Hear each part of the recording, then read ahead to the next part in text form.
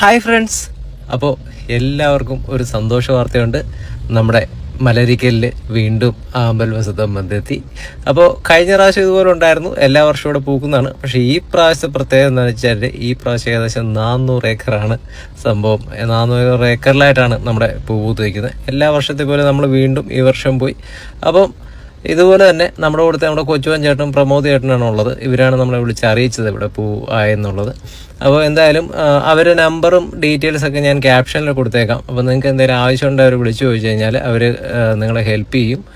അപ്പോൾ അത് നിങ്ങൾക്ക് ഒരു ഉപകാരപ്പെടും. അപ്പോൾ എന്തായാലും നമ്മൾ ഏകദേശം 400 ഏക്കറിൽ, അതായത് ഇപ്പോൾ കഴിഞ്ഞ പ്രാവശ്യം പൂത്തതിന് തൊട്ടടുത്തിട്ടാണ്, ഏകദേശം 400 ഏക്കർ പാടത്ത് ഫുള്ളായിട്ട് പൂത്ത് നിൽക്കുകയാണ് കേട്ടോ. കഴിഞ്ഞ പ്രാവശ്യം പോലൊന്നുമല്ല.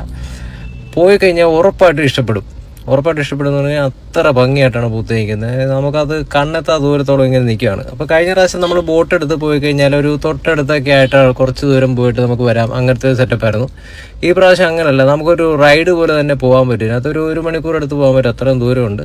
പോകുന്നൊരു ചെറിയ അമ്പലമൊക്കെ ഉണ്ട്, നല്ല ഭംഗിയാണ് സംഭവം. അതുപോലെ ഒരുപാട് പൂത്തിട്ടുണ്ടെന്ന് പറഞ്ഞാൽ ആ ഏരിയ എവിടെ നിന്ന് നോക്കിയാലും ഫുള്ള് കാണത്തില്ല, കണ്ണെത്താ ദൂരത്തോളം പൂത്തിട്ടുണ്ട്. ബാക്കിയുള്ള ഭാഗങ്ങളിൽ ഇനി പൂക്കാനുണ്ട്.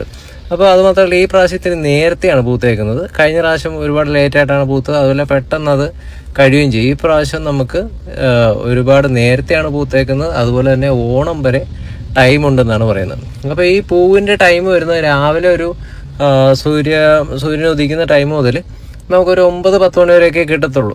സൂര്യപ്രകാശം വന്നു കഴിഞ്ഞാൽ പിന്നെ അധികം ഈ പൂ വാടിപ്പൂവല്ല, അത് പിന്നെ എൻ്റെ ആ പൂത്തിൽ നിന്ന് വീണ്ടും നോർമലിലേക്ക് എത്തും. പിന്നെ പിറ്റേ ദിവസം രാവിലെയാണ് വരുന്നത്. അപ്പോൾ അതുകൊണ്ട് തന്നെ നിങ്ങൾ ആരെങ്കിലും വരാൻ ഉദ്ദേശിക്കുന്നുണ്ടെങ്കിൽ ഈ ടൈമിൽ പോയി കാണാൻ ശ്രമിക്കുക.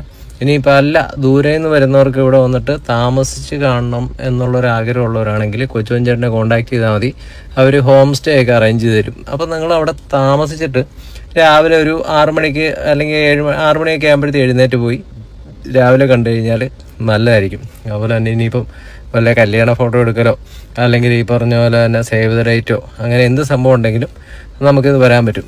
എന്തായാലും കോട്ടയം ജില്ലയിൽ നമ്മുടെ കുമരകത്തിനടുത്തുള്ള മലരിക്കലിലെ തിരുവാർപ്പ് ഗ്രാമപഞ്ചായത്തിലാണ് ഈ പൂക്കളെല്ലാം പൂത്തേക്കുന്നത്.